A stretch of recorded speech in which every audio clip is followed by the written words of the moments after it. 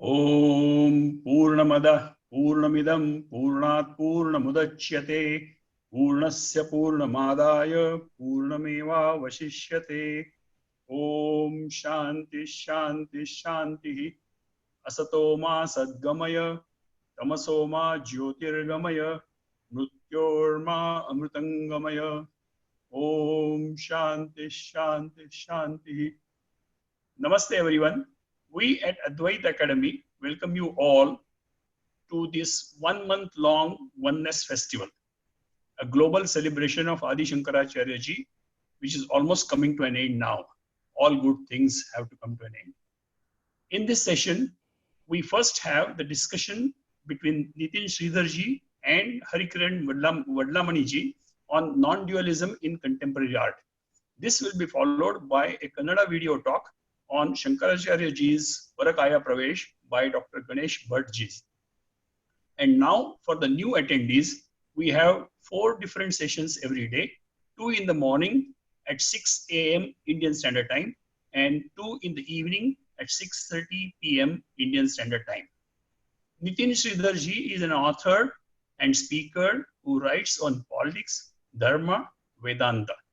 He is the author of 5 books, with Samanya Dharma being his most recent book. His next book is an English commentary on Ishavasya Upanishad. He is currently the chief curator of Advaita Academy and the editor of India Facts. Kiran ji is a venture investor, social entrepreneur, seeker, and aspiring artist. He is working on a global renaissance that is based on Indic civilizational thoughts and founded by founded Indic Academy, a not-for-profit institution for this purpose in 2015. He is also founder of Advaita Academy. In 5 years of existence of Indic Academy, and is perhaps the fastest growing social enterprise that is combination or has principal elements in open society, open university, a think tank, a publishing house, incubator, donor agency, NGO, and whatnot. Through artificial intelligence, he envisions India emerging as a soft superpower in our own lifetime, leading the global agenda on health, peace, sustainability, and happiness. His social, political, economic, and cultural outlook is one of a dharmic liberal. It is a great job of Indic society, Indic Academy. No time is better than what it is today, when we feel the almost collapse of Western Enlightenment thinking based culture of the competition and the markets and democracy. Communism has also failed to deliver the much needed support to the theoretical base for organizing principles of the society. One size fits all, a kind of the bedrock principles for organizing societies in form of democracy and freedom and market seems to have been failing off and on. The social, political, economic, and moral, ethical fabric is weakening. It simply is not working properly. Markets and democracies, sans moral and ethical fabric, have already shown the ugly signs. Communist model has almost certified to have been failed. Rest, quote unquote rest, following the West in downloading those 6 killer apps a la Neil Ferguson preposition for organizing the societies is giving bad results from time to time. Results are seen and experienced, not very promising or not very benevolent. The order is collapsing on an ongoing basis. The corona has given ugly shape. So in this situation, we strongly believe that the Shankara Advaita Vedanta as a bedrock principle for organizing principles of the society will give an effective alternative, and the Indic Academy and Advaita Academy is poised to be a foundation laying institution for doing this. That work is as big as the work of the Enlightenment thinkers of the West in 17th and 18th and 19th century. Now, may I request the discussion on non-duality in contemporary art between Nithin Sridharji and the founder of INDICA Academy, Mr. Kiran Vadlamani ji. Good evening, all. Very warm welcome to the session. And I just wanted to, while I'm here live, Nithin and I, we just recorded the conversation sometime back. So we want to play that. And after that, I'm here to answer any questions. Sri Gurubhyo Namaha.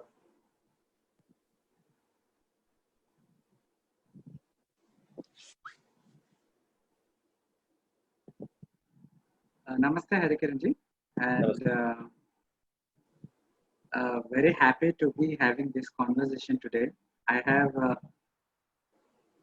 known you for more than 5 years, and I very well know your interest in both Advaita Vedanta and art.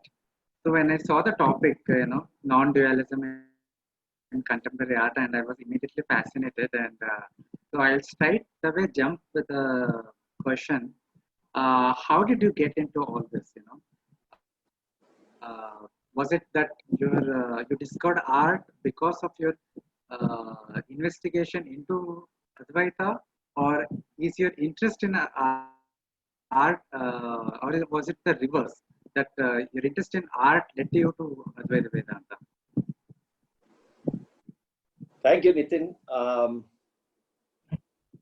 I was actually always fascinated with art and philosophy right from my childhood. I was having two distinct passions, both pursuit of study of philosophy and also art. So it was both of them were there parallelly during my entire childhood. But at some point they sort of intersected. And I guess that point came first when I started my journey into Vedanta, which was way back in the year 2001. When that's when my journey into Vedanta started. And somewhere probably around 2005, 2006, the intersection started when I started visiting a lot of sculpture parks around the world, and when I was exposed to contemporary art, global contemporary art, so to speak. That's when slowly I started understanding the beauty of contemporary art, and this sort of started intersecting, and both my interests in Vedanta on one hand and contemporary art on the other hand, started intersecting after 2006, sort of, and it started getting deeper and deeper as my pursuit of Vedanta also increased, and as my travels and as my exposure to contemporary art also increased. And I think around 2010, 2011, it sort of manifested itself in further forms when I set up Creative India Academy and started promoting Indian artists. And so broadly, that's the period where I would say the intersection started. Wonderful, wonderful. So I have heard you speak of this, that you try to see Vedantic themes in the contemporary art, and also you use this art to kind of refine your own understanding of Vedanta. So can you share about some of the contemporary artists, whose work has inspired you, and whose works you see the themes of oneness and non-duality? Sure. Actually, in fact, my presentation, I have several artists who are enjoyed and who I learned from them. But before that, this itself, I'm feeling a bit out of place in this festival, in the sense that you have for 30 days you have several Shastra scholars, and you have sages, you have ardent seekers, you have several variety of speakers in the last 30 days. You have artists. And then I'm feeling a bit of out of place in the sense that suddenly there is this non-dualism and contemporary art, and how that fits in.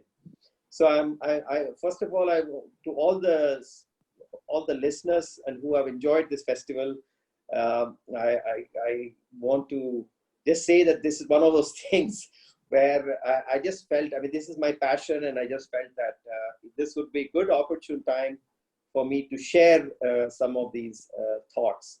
So sorry for this aberration, so to speak. But if you look at Vedantic teaching itself, you will see that there are a number of usages of metaphors, right? And every metaphor, like, we have the snake and a rope metaphor, or you have the gold and the bracelet metaphor, you have the wave and the ocean metaphors, and you have so many stories.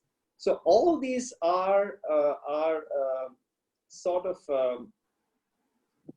in a way art, because art itself is a form of metaphor, because an artist is trying to communicate something indirectly through his creation. There is a sense of his life, his values, his understanding of his world around him, his reality around him, and he synthesizes all of that into his creation.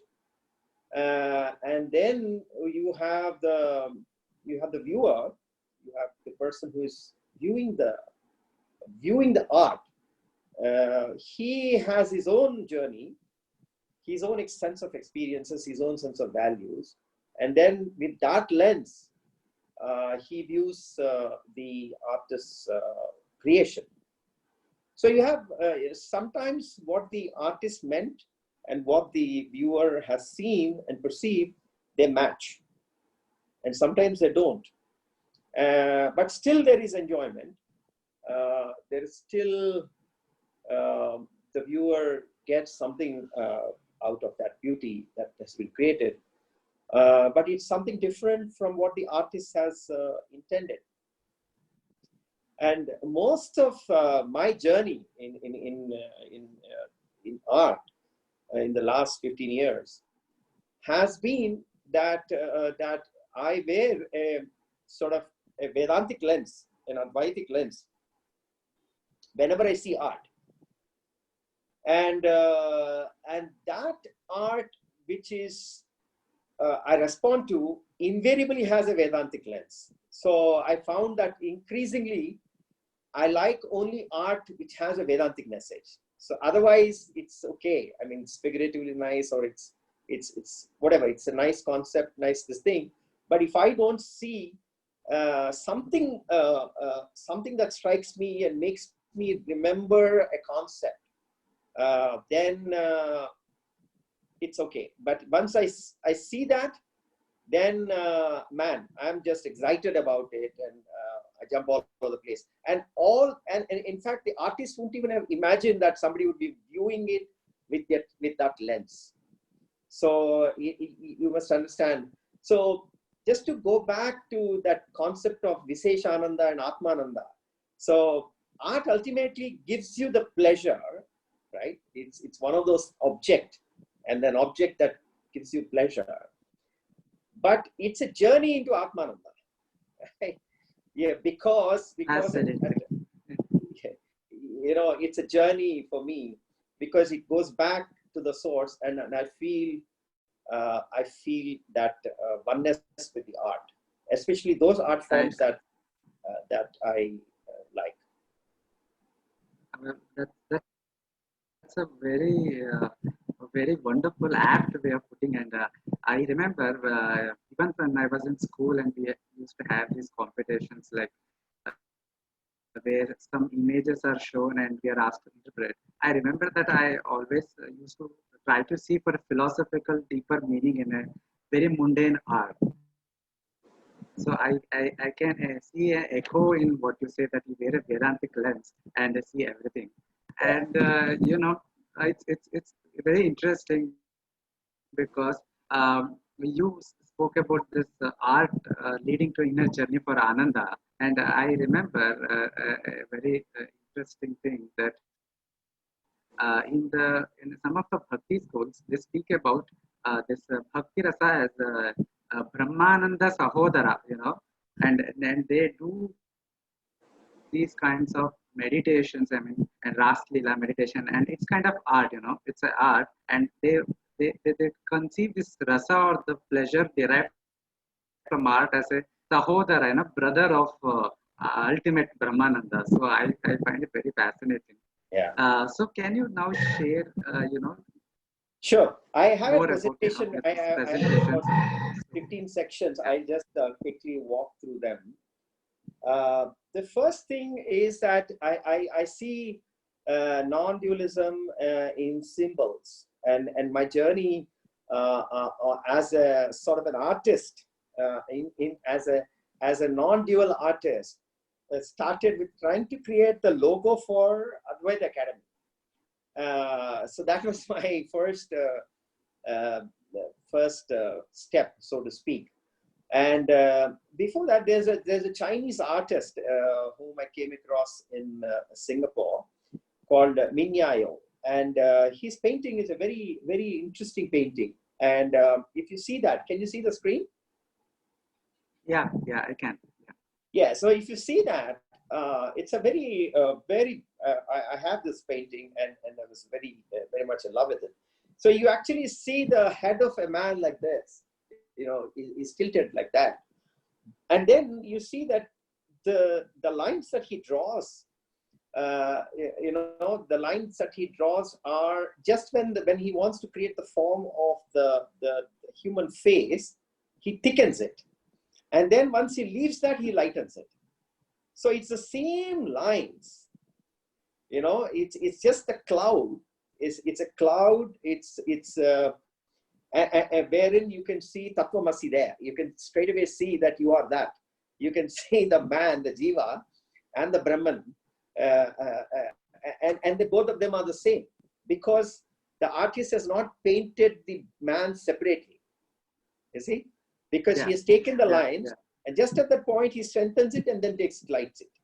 So it's when I saw that, and I said, wow, this is an interesting way of representing that thing.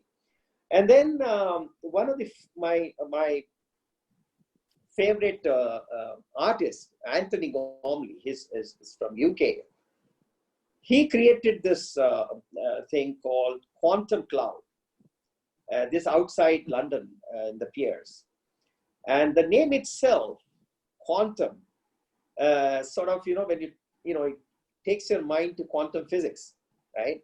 And you get into reality and what the physicists are trying to do, and then therefore we know what consciousness is, but then what people are trying to do in terms of understanding matter, and he presents that in the form of a cloud, and it's a very interesting, again, a sculpture. It's a physical sculpture made of hardcore tense steel, and you can see the sculpture that there again you can see the man, you can see the human figure, and you can see the cloud, the quantum cloud, right? So you can see both at the same time, and in different directions. Sometimes you can see the man, sometimes you can't see the human form. And this is see, now you can't make out in this really it's just a mesh of steel, and the form is not clear. Again, so this is the first. Brahman Satyam Jagat Mithya Devo Brahmayana Para. You know, that reality there, I see reality in forms of steel, right? Hard steel, which doesn't change, and the quantum cloud, right? And there's no difference between that reality and the individual. So this sort of again, that thing struck me. And then I said, okay, let me make this as the first logo of Advaita Academy was this. You can see that the form of the human figure, and then you can see the quantum cloud there. Again, the urge to represent the unity of both of reality and the jiva, right? Brahman and jiva. So that was the first logo. And in fact, yeah, I mean, it is just one of those experiments and kind of a thing. And so then when I see that image, it reminds me of, you know, fluctuating fire. You know, the Agni, the fluctuating fire. The form is constantly changing. It has a form, but it does not have a form.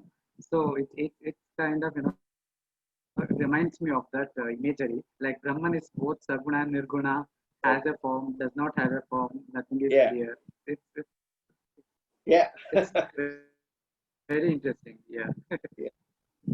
So then this was so in 2000, 2010. I came across this book by John Langdon. John Langdon is a very interesting person. He's actually, I don't know, you've read Dan Brown's books, right? You've read Angels and Demons, and you've read all his books. And the protagonist in Dan Brown's books is by Professor Robert Langdon. Yes. That's the hero, Professor Robert Langdon. That Langdon word is taken from John Langdon.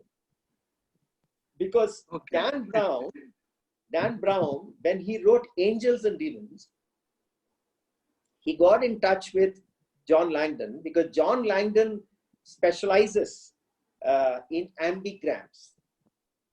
An ambigram is a word that can be read the same both ways. And he and Scott Kim, they were two parallelly who created this concept of ambigrams. An ambigram wherein in whichever way you see, it's the same thing.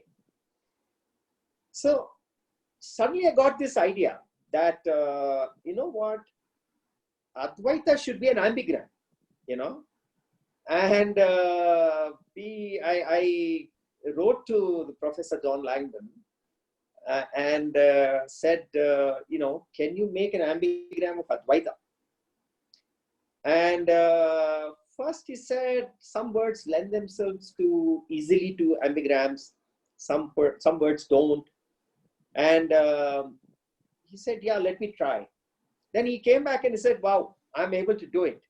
And then he created this ambigram for Advaita.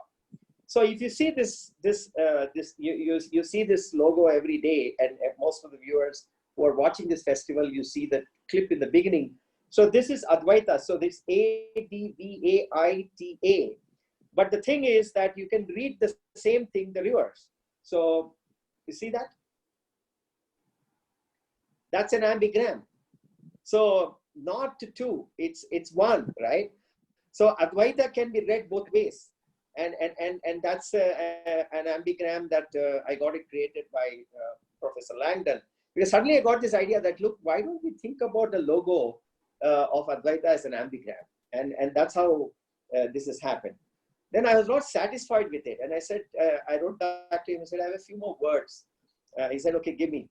And then the second one was not to. So this is a circular ambigram. So if you can read it both ways, you can just turn around and see it's not to. It's continuous. It's not to, not to, not to, not to, not to, not to, not to. And if you read it this way or this way, it's the same. So a not to is also an ambigram that has been created. Right? Amazing. And this is Tattvamasi. right? Tattvamasi,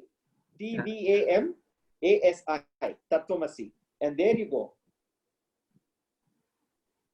That's an ambigram too. You can read it both ways and you'll see you are that. And the next one is thou art that.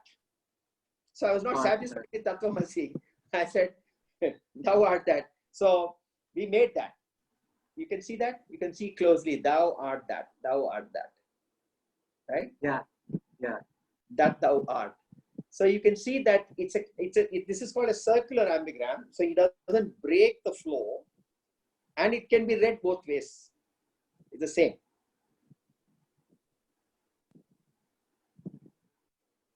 Right. And this is a simple one. Okay. So you can see one, and you can see it like this also. It's one.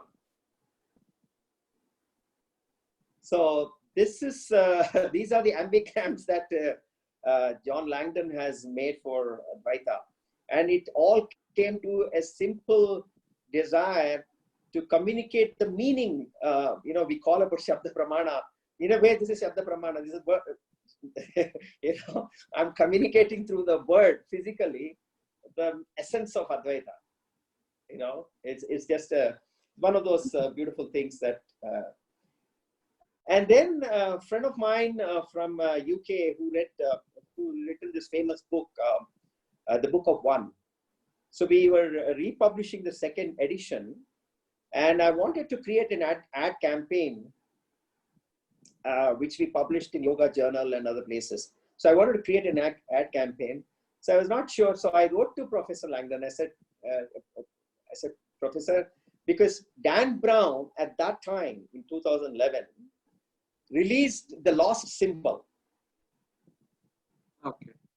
His book, the latest book was Lost Symbol.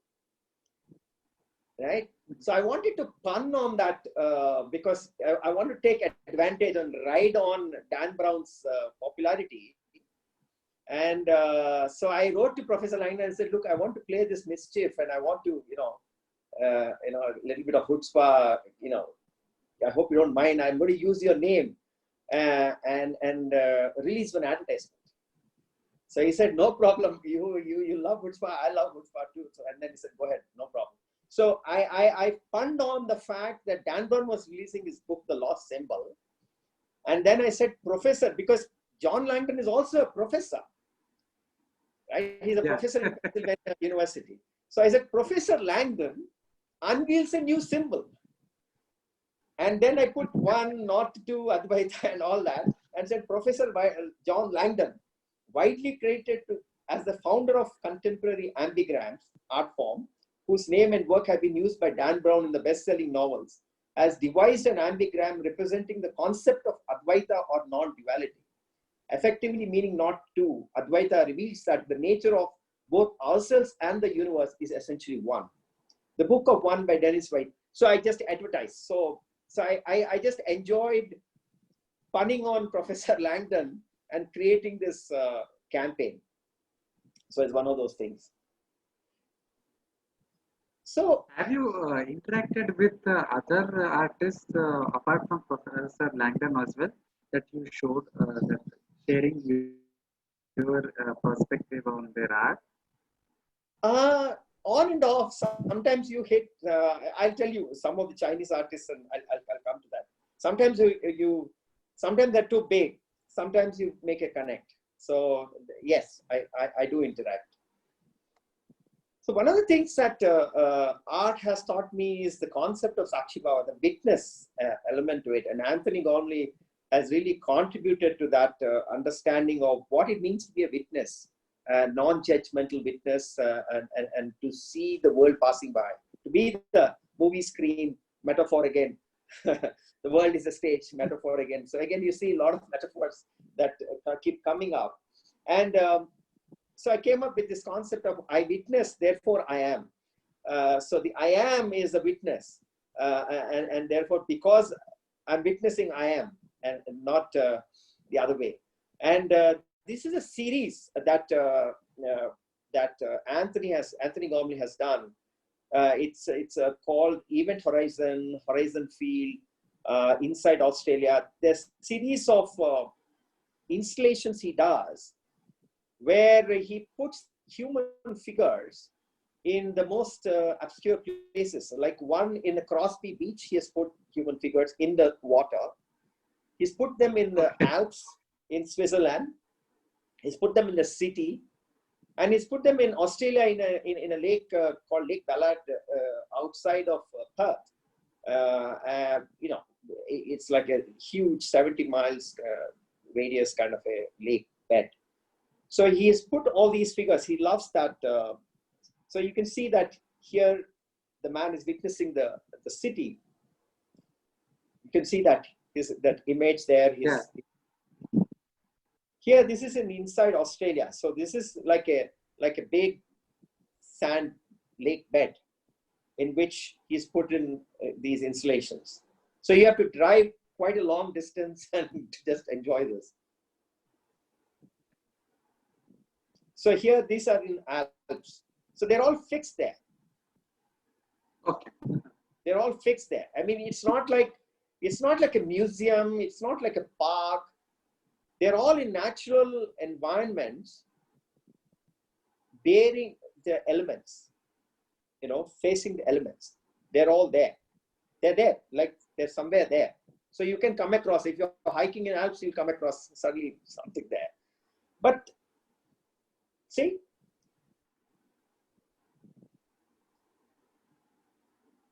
this is Crosby Beach in near Scotland, UK.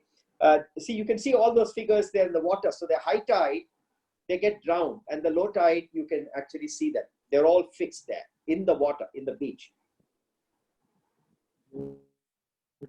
So this has been a very profound impact on me. These installations have had a very big impact on me, just because, you know, something is outside the city, in the elements, in water, in the mountains. What are they watching? What are they witnessing?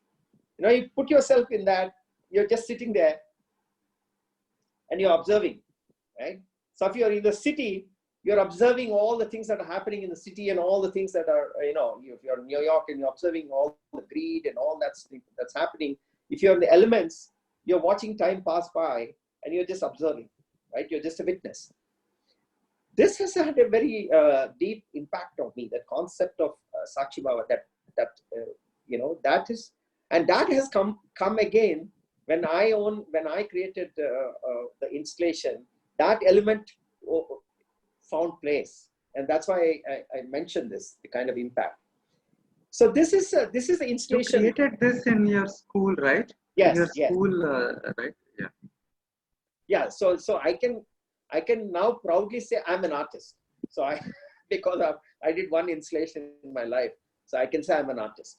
But yeah, so this is my alma mater, a school I studied in all my life, right from childhood. And I'm still in touch with the founder and the principal. And she reached out to me and said, Kiran, we are celebrating 50 years. Can you make something for us? And then, so she said, she sent that left image. She said, can you make something like that for us? Is it possible for you to do that? I said, look, I'm not a figurative kind of a person. I'm more a conceptual kind of a person. So I want to do something. And it so happened, I was on Twitter in those days. It just so happened that I saw this image of caring hands from a Swiss artist. So I sent her this image on the same day and said, look, I want to do something like this. And I want to take your hand and then build around it. And just allow me that flexibility, but I don't want to do this. She said, fine. I mean, it's your baby, so go ahead and do what you want. Our school has the motto, child is the father of man. It's a poem by William Wordsworth, right? Child is the father of man. Yeah. So I wanted to play on that. I wanted to do something which, it's a very funny, child is the father of man. What does it mean? I just went through that poem again, which I knew when I was a child. And then something caught my attention. So it says, my heart leaps up when I behold a rainbow in the sky. So was it when my life began. So is it now I am a man. Or let me die. The child is the father of man. And I could wish my days to be bound to each to each by natural piety.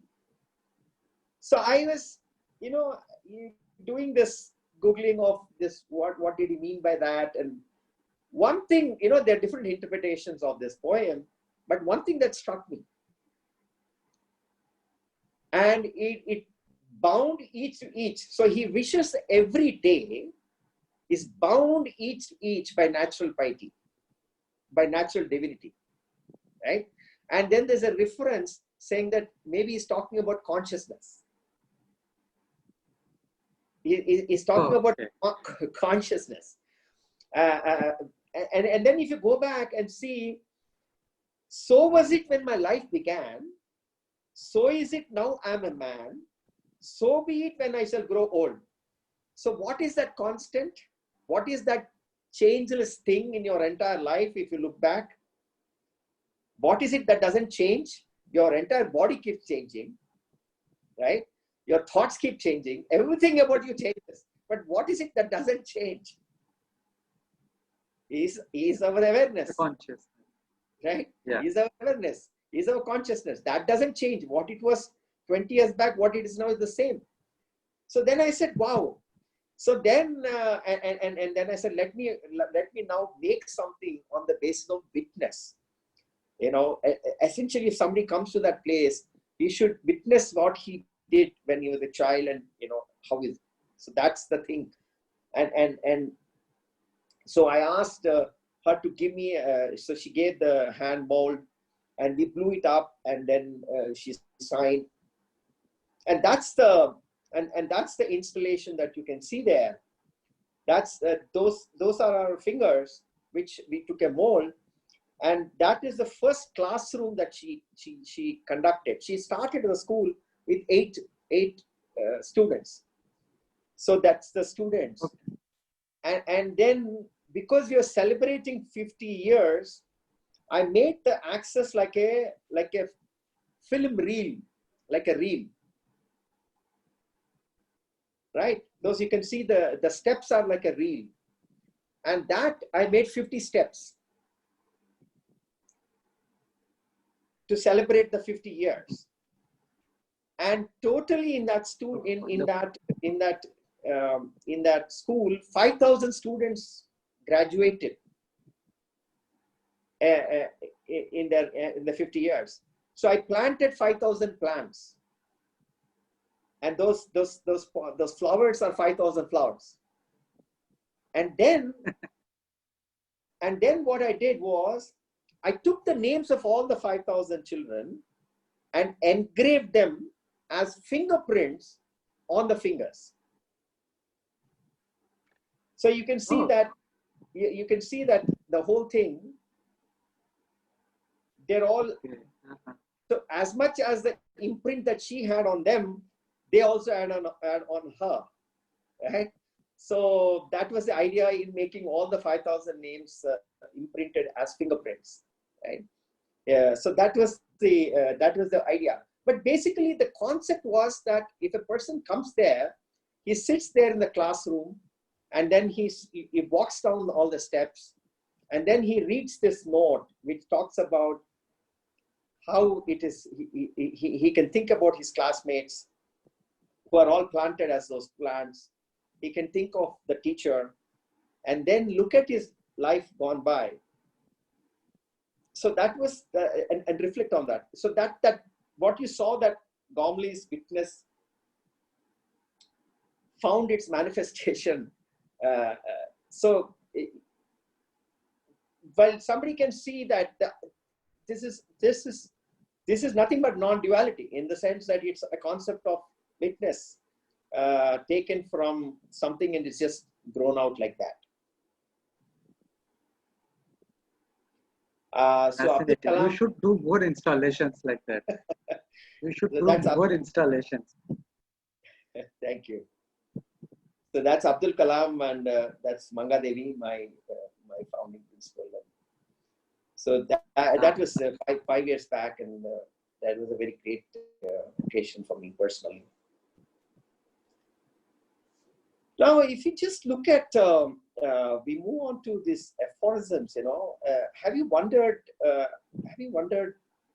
The beauty of sutras. There's a abstruse aphorism. There's a small sutra, and on that you can write a 10,000-word commentary, right? And that 10,000-word commentary or a story or this thing can be condensed into 4 words. From an artistic point of view, it's incredible. That ability to expand and ability to compress. And we don't do it often enough, but I just love the fact that if you are able to communicate as briefly as possible, something which is very profound, it's very, very, because it gives you a lot of time to reflect. How did the act of condensing things, it's a beautiful act, because it's not an easy act to condense something into 2 words or 3 words, right? Because everything makes sense. It's not just randomly putting 2 words, right? Everything makes sense. The construction, everything makes sense. It's a beautiful thing. And it's always fascinating for me to explore that. And of course, I don't know Sanskritam, and I don't know, but I just love that as a concept, as an artistic concept. And this concept, or ikigai concept, the beauty of ikigai got very famous because of this Venn diagram, because that whole concept was able to be presented in this Venn diagram in terms of what you're good at, what you love, what the world needs, what you can be paid for. This Venn diagram is a very popular Venn diagram. I use it often in this. So I just love this concept of ability to abstract, condense, and expand, condense. This is just a beautiful thing to communicate. And so if you see the tagline of INDICA Academy on self, selfless, and self. It started as a poem, and it's just in those 3 words, I was trying to compress my understanding of what I wanted to be as an enabler to, on behalf of INDICA Academy, to people whom I interact with, to condense that. So in the first round, when you read that, self, selfless, self, what does it mean? Does anybody immediately understand? No. Self, selfless, self. And one self is small, and second self is small. The third self is capital S. And so one is, so in a way, what I'm trying to communicate in that self, selfless self, in my own way of making an aphorism, is that I'm saying, first discover your Swadharma. First discover what you're good at, what is your aptitude, what is your skill set, and try to understand yourself. Then try to work selflessly, right? Less self, less ego, selflessly. Try to work for a dharma. So then you work as an entrepreneur, you think of it, work selflessly, the selfless part. So that's what, we encourage people to, set up platforms and ask them to be independent, like how you run Advaita Academy, Yogini runs Indic Today, Abhinav runs Indic Book Club. All these are, they're working selflessly. And then the third stage with the capital self is discovery of yourself, which is the third part. After you finish the Karma Yoga and get into Gnana Marga, then you get into the self mark, which is what we are trying to do now. We're doing this 3-year courses that we talked about for Advaita Academy, this Yogacharya course, the executive course. All these things that we are trying to do is for people who are on that path of discovering the capital self.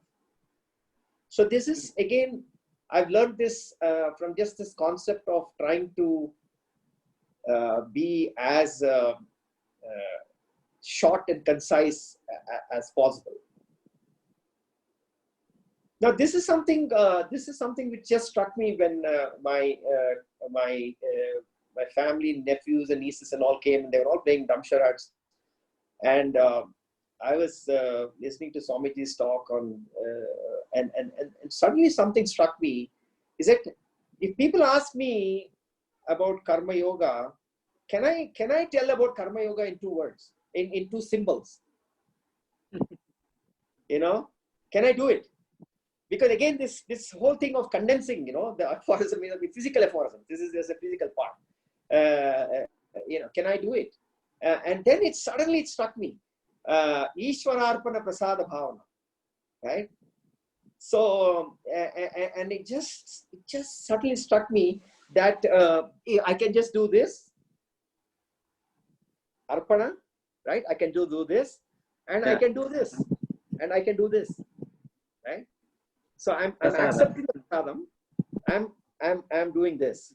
Just 2 symbols. Karma Yoga is explained. That's it. And in fact, I tell my son, and I often pray like this. When in the morning, I actually physically do this, saying that I'm offering all my will, my effort at your feet. And the evening, I actually thank like this. So it's a very simple way of Ishwararpana Prasada Bhavana to cultivate that. You know, everything is at your lotus feet, and whatever has happened during the day, thank you very much, and you accept it as a prasadam. So this again, it goes back to, you know, the desire to communicate through symbols, concise, you know, those kind of things. So this is something, you know, this is some of these things I want to do at some point in time, but, you know, we talk about we are not the bodies, right? So that's a very important non-dualistic teaching. And how do we go about understanding that, you know, like, you know, so again, there's a hotel room that Anthony Gormley built in London.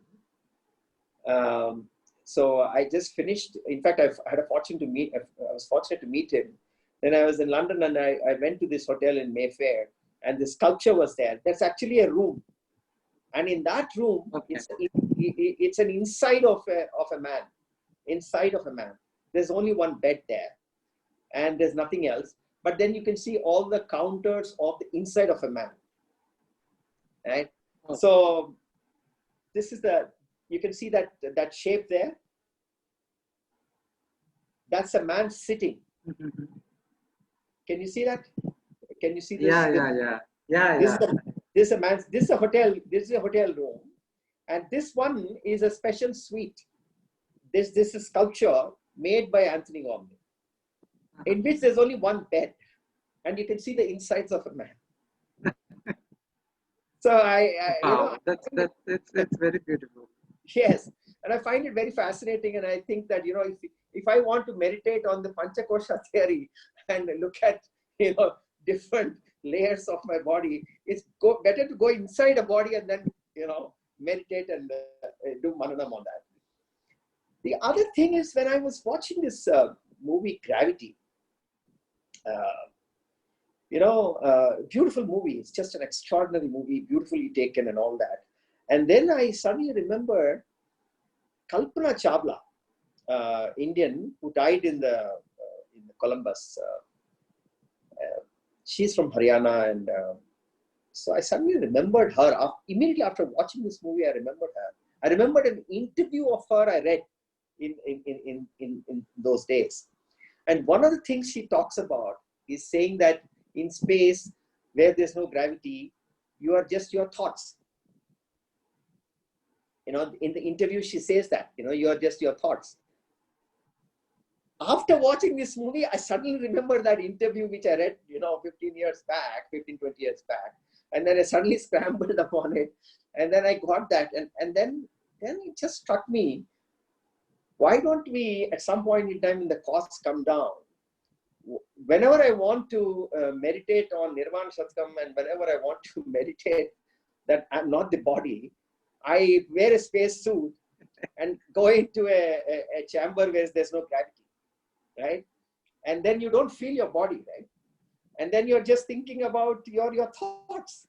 And then maybe you can go into your reflective consciousness and anchor yourself there. So, so for me, this is one of the experiments I want to do it sometime in my life when the costs come down. Just, create a anti-gravity chamber for meditation on Nirvana. So this is the other one I found very interesting, and I'm going to do this someday. There's a sculptor called Alva Balasubramanian. He created this from Odonil, from a refreshener. Refreshener and Odonil in the bathroom, it actually melts. It just dissolves, right? It just dissolves because it interacts with the air after you remove the foil and interacts there. It just dissolves and it goes in there. So he was very fascinated with that. And then he went to them and then he created this. This is bust made of a refreshener. So he puts it in a glass cubicle, and after 3 months, the whole bust disappears. So someday I want to 3D print my bust and put it in a glass case, and I want to observe as I meditate on Nirvana Shatkam. I want to observe that thing disappear. It's just a beautiful concept to understand that you are not the body. It's just figuratively. It's just something which fascinates me.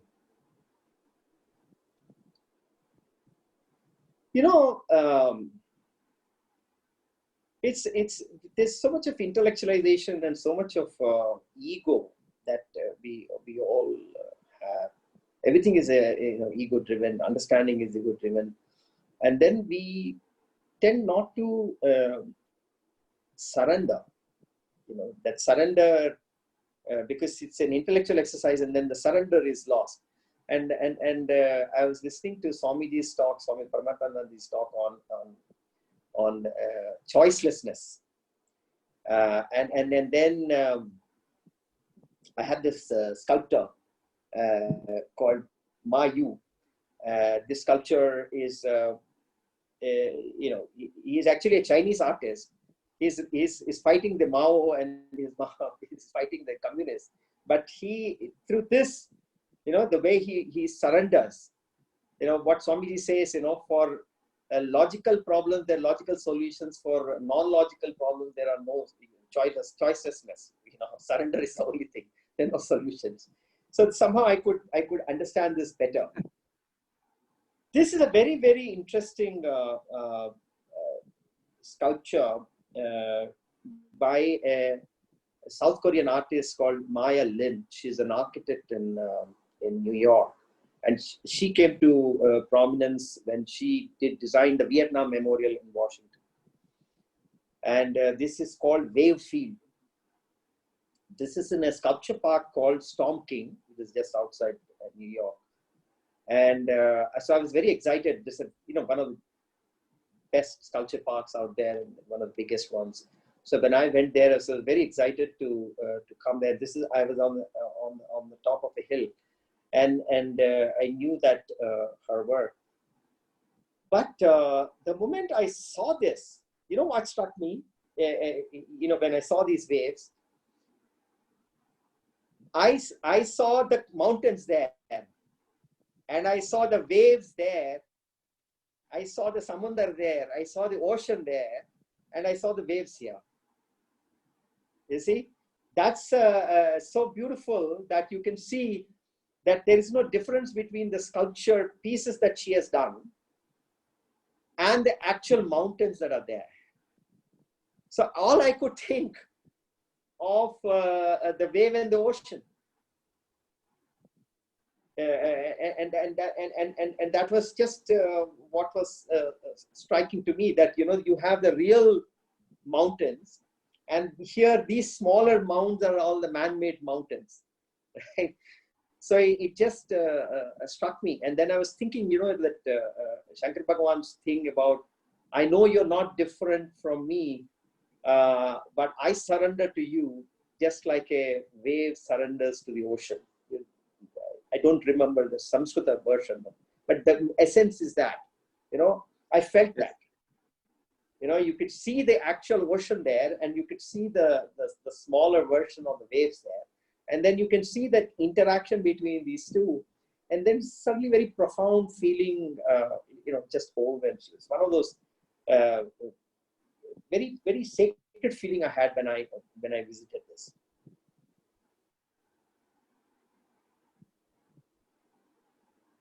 Mauna Vyakhya Prakati. Beautiful, no? That's learning from silence. Dakshinamurthy Stotram. You've written a book on Dakshinamurthy Stotram. And, it's just fascinating. Yeah. It's just fascinating that you can actually teach through silence, learn from silence. It's just beautiful. It's just so profound. I don't know, every time I listen to that,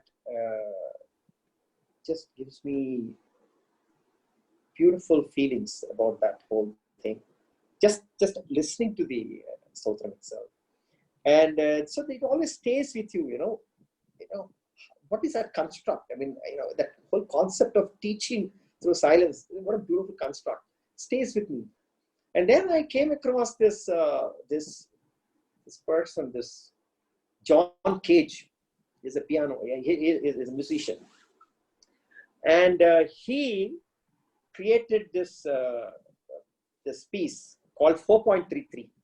So for 4 minutes, 33 seconds, he sits before a piano, opens it, and then just sits like that silently, then closes it, and that's the piece, right? And it's a very interesting, very, very popular, because there's no music. So an artist, musician, he is playing, there's no playing, right? So what does it mean? It means that there's an absence of something, right? There's an absence of music. And it just stayed with me. And then I actually was trying to Google him and understanding, you know what? There is an Indian Vedantic influence there. In the 50s, I love it when I discover these things. Geeta Sarabhai, from the Sarabhai family, Geeta Sarabhai, she was in the US to learn Western music and all that. And then she met John Cage, and then she told him about, how to quieten your mind, how to still your mind, how to be silent, all those things. And that sort of influenced him to come up with this. This music or lack of music is seminal. It's just, and this stays with me, see how a thought of silence, then it traverses somewhere else, and it becomes like this. And then this is an artist called Fred Sandback. What you're seeing here is a museum in at least 3-4 rooms are dedicated to him. They're all thin pieces of thread, right? There's just thread hanging from, there's nothing else there. But there's an illusion that they're very straight, and there's an illusion, but they're just thin threads there, right? And that artist actually, when he started creating this, he wanted to remove as much material as possible, right? So in a way, John Cage is absence of sound. Sandback is absence of material, right? So so starting from Dakshinamurthy Stotram to John Cage to Sandback, I am always thinking about what does it mean to remove something, and what can you remove, what can you learn from removing that, right? And then so this reminds me of this reminds me of this Yoga Sutra verse, Chitta Vritti Nirodha. The vritti of the mind is vanquished, and it's wonderful. Yeah. So it looks like a plate. Actually, if you visit there, this looks like a plate, but there's no plate. There's just beautifully put strings, and it looks like as if a plate is hanging around. And then it struck me there, and then I was like, this is again near New York, DR Beacon. And I was just thinking, thought is my material. Thought is a material, and supposing I make a movie wherein I am making a movie wherein you enter the movie theater for 90 minutes, there's no visuals, and only a sound gives you the the story. So you're actually going to a theater to watch a movie which doesn't have visuals. Just imagine. And someday I want to make that, a movie without visuals, with a storyline and proper storyline. It could be Drigdrishya Viveka. It could be an adventure also. It could be like in Mount Peru, or it could be anything. I'm trapped in a cave. I can't see anything. I'm trying to come out of the cave, and the whole story is. There can be any number of stories wherein there's no visual, but there's a movie. So what does it mean? There's an absence of something. You're removing something and then communicating and teaching, right? And to me, that's very fascinating. And then I thought of this, came up with this idea called art without material. Supposing I am sitting like a satsang, I'm sitting and there are 5 people who have come to listen about my art. And they close their eyes and I close my eyes. And I describe what the art I have in my mind to the minutest detail, to the excruciating detail, to complete detail. I visualize the whole thing. And they in turn visualize it. But there's no material. It's just expression and reception, right? So it is art. That I am doing art in a satsang where I'm describing a sculpture that I have designed, and I'm doing it. And I want to do this at some point in time. Maybe you will be my bakra and we can do this. But actually, in a way, if you think, this is like, it's like there's no creation. Ultimately, they are adhyaro papavad. I talk to you about creation of art, and then there's no art. Get out. I don't know. But yeah, this is what I learned from that simple thing of teaching through silence. It's just fascinating. It is fascinating. Brihadaranyaka Upanishad, this there is a tale in Upanishad, in this Upanishad about the 5 senses, about prana, about Prajapati, and they have a fight. You remember that they have a fight as to who is superior. The eye has everybody. This is a tale that was there, 3,000 years ago. That was between, and then there's a resolution. This is a beautiful tale, right? It is there, and then this movie called Inside Out, which came 3 years ago. I was watching this movie. It's a beautifully drafted, beautiful movie. I don't know. Have you seen this movie? Yeah. It's very good. Yeah. Yeah. I don't know how we are doing for time, but all the emotions are there, and then you have, people can watch this. If they have not watched this, you can watch the trailer and you'll understand what I'm talking about. So they have all these concepts of subconscious, memory, and all the emotions. There's an interplay between that. So when I first saw the movie, I was like, wow, this is a brilliant movie. Then I remembered saying that, what, we had a similar concept way back, like Vedanta Upanishad talked about a similar construct. Like, and then I was immediately Googling and saying that, did he copy my, my Vedanta, what happened? Was he influenced? My quest is always to see tracing back the influence.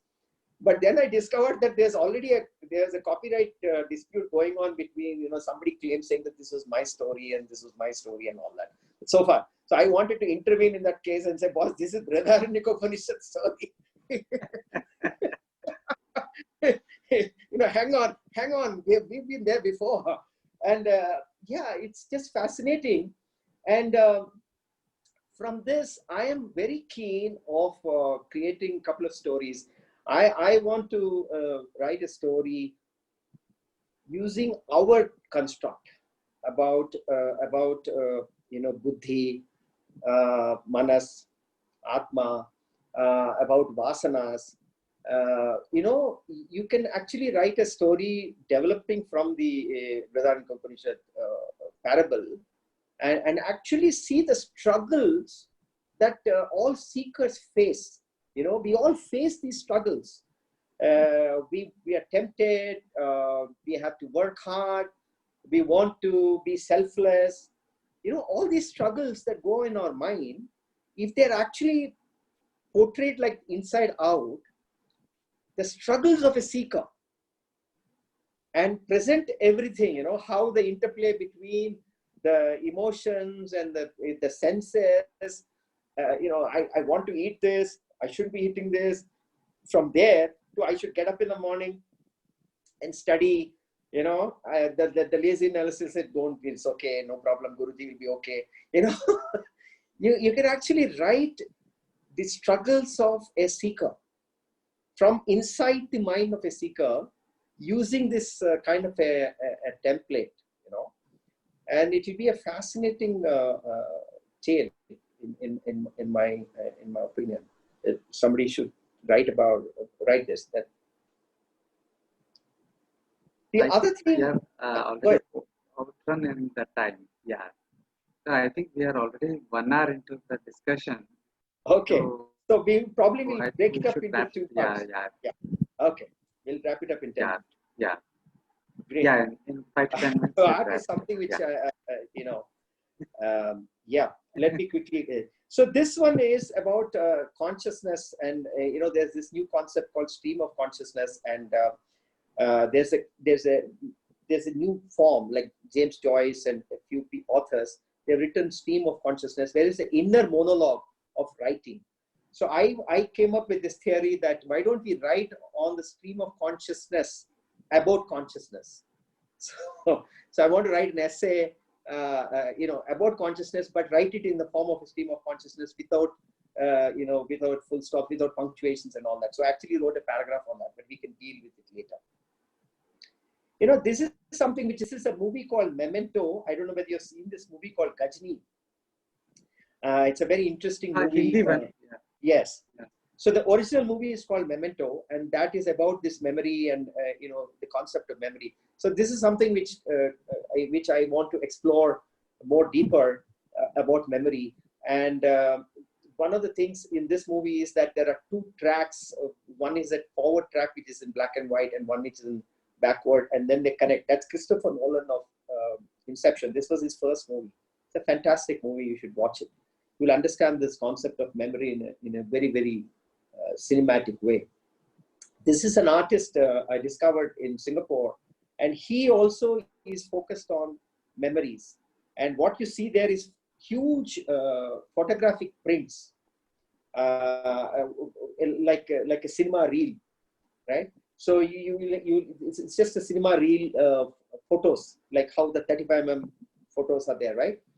So the one on the right side is bigger ones, and the one on the smaller left side is the smaller ones. So you have that that kind of you can see the right side is the slightly bigger ones. The left side is like a haze. So he's exploring memory, saying that there's some memory which is like a haze, some memory which is more like you can more clearly remember. So the moment I saw this in an exhibition, I said the first thing I saw it is, how memory is like, what can I, suddenly I wanted to look at snake and rope, and then I came up with this idea. I went to, I sent my son, my nephew to Shanghai. He was in Beijing, and he went and met the artist. So this is one of the Chinese artists, and he was prepared to do it for me. So I wanted him to take the Memento movies film and create this for me. So I wanted a layer, Memento, this Chinese layer, and I wanted a snake and a rope. So I engage with him. So this is what I wanted. So you can see this. Can you see this now? This is a draft kind of a thing that I made. But if you see on the left side, there's a small. Can you see this? Okay, there's a snake. Can you see the snake closely? Yes. Yeah. Yeah. Can you see that snake closely? Yeah, it's visible. Yes. Yeah. So my idea was one is a snake from the memory, and the other one is a rope, and then from the memories that you're seeing, that you can make it, you cannot make it. It's there subtly. It's there. So I wanted to explore this whole concept of how you take something from your memory and superimpose it on something that you see. And someday we'll get this done. This is a very, I'll just take 10 more minutes and I'll close it. It's a very interesting thing of revealing the self. This is an artist, my friend Aparna Rao. She is from Bangalore. And this is very, very interesting because what you're seeing are those paintings there. Those paintings move. They call you. But when you go to them, they don't move.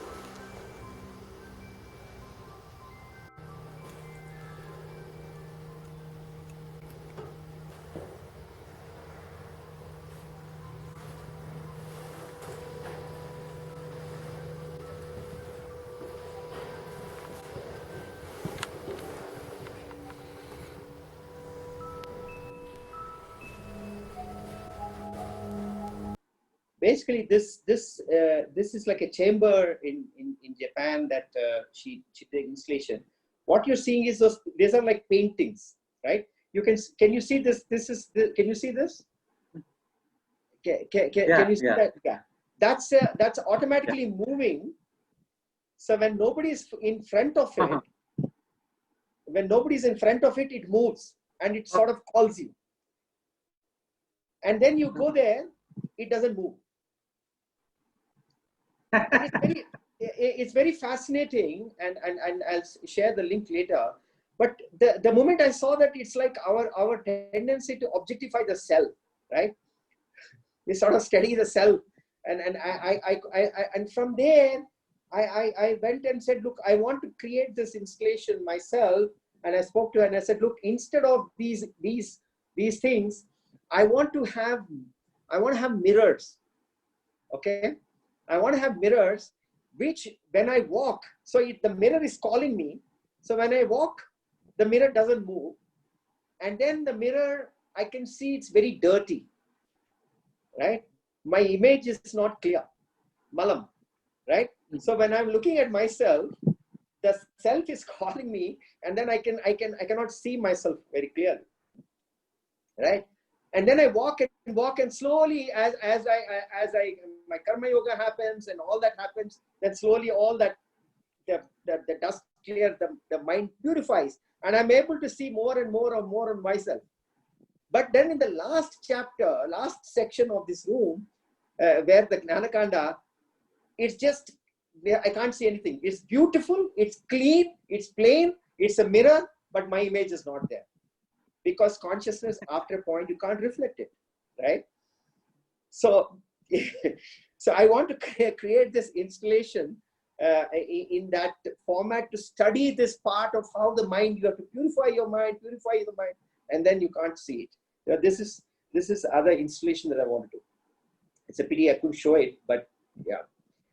Then this is a large magnum opus. There's an artist called James Turrell. He works with light as material. I've been talking about thought as material, right? He works as light and space, light as material. So his entire work is focused on how do I sculpt using light, and is just fantastic. So he bought this crater 45 years ago. It's called Rodens Crater. It's in Arizona district. It's in Arizona state. And you can see like a shivling there, right? So it's a crater. It's an artwork he's working on for the 45 years. It's going to be inaugurated in a year or so. And it's an interplay on how to present light and space and astronomy. And it's just a fantastic artwork. There's some 27 spaces within this crater that you can enjoy the work. Now, this is, see how huge this is. So inside, so he works on, you can see how he looks at the sky from inside, how he presents, captures the sky.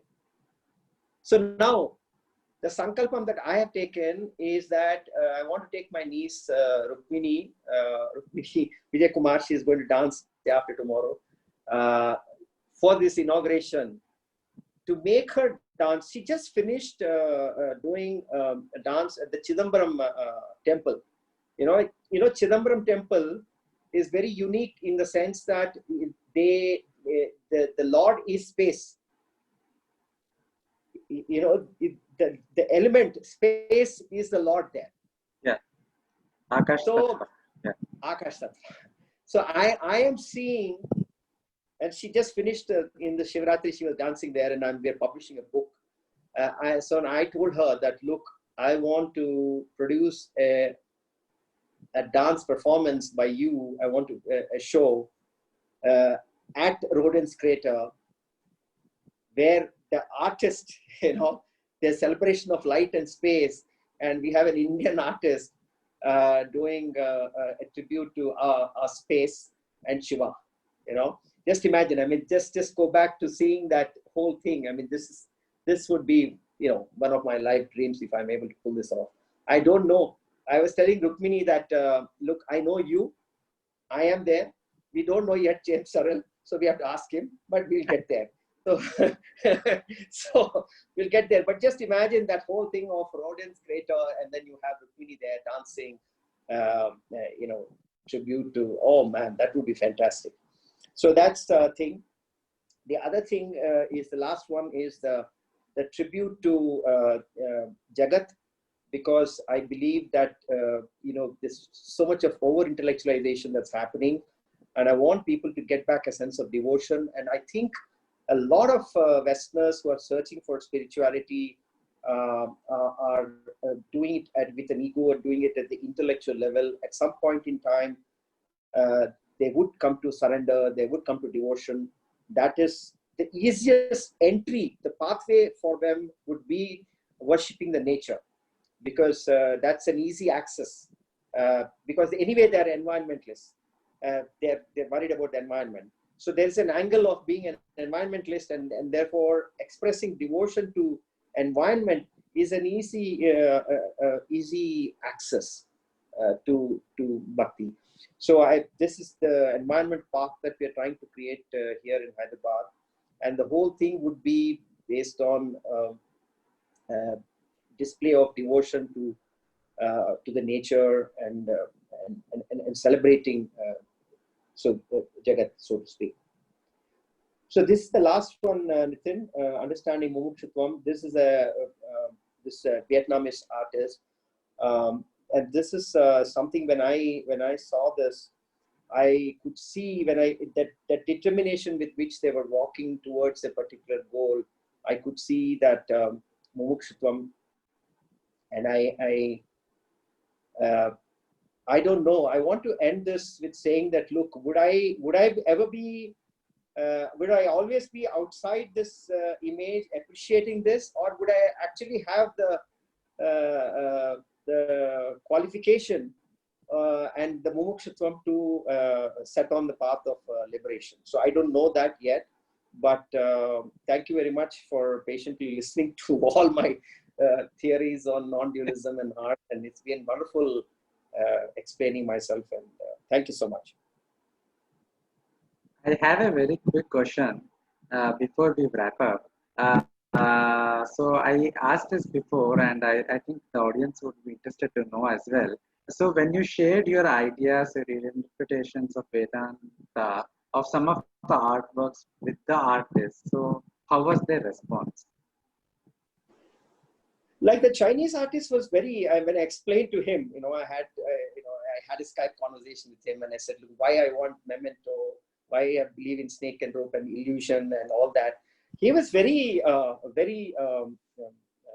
receptive. In fact, there was an artist whom I corresponded. He was doing blind leading the blind. It features in Katha Upanishad. And there was a Chinese artist I discovered who was doing a series of paintings on blind leading the blind. So that's a very fascinating, journey of. It's a very fascinating journey. So whomever I discover, I mean, I don't present it as our thought, but they're just interested in that idea itself, because that is very profound and very, very deep. I want to create this genre called non-dualism in contemporary art. Because, for example, minimalism started in the 50s and 60s, and the impact of minimalism, minimalism was all coming from our culture only, and subsequently it has been appropriated and then sort of secularized and all that. But I think the world is, just if you see the trends in art now, if we sort of a school of, artists who create works that are based on Upanishadic thought and non-dualistic thought, I think it would be a great thing. Yeah. Wonderful. So with this, I think we will finally wrap up. Thank you. So it was wonderful hearing you, and I find it very fascinating. All these, different thoughts and how we can, actually go deeper into our Advaita Vedanta and a reflection on the aphorisms, very artistic medium.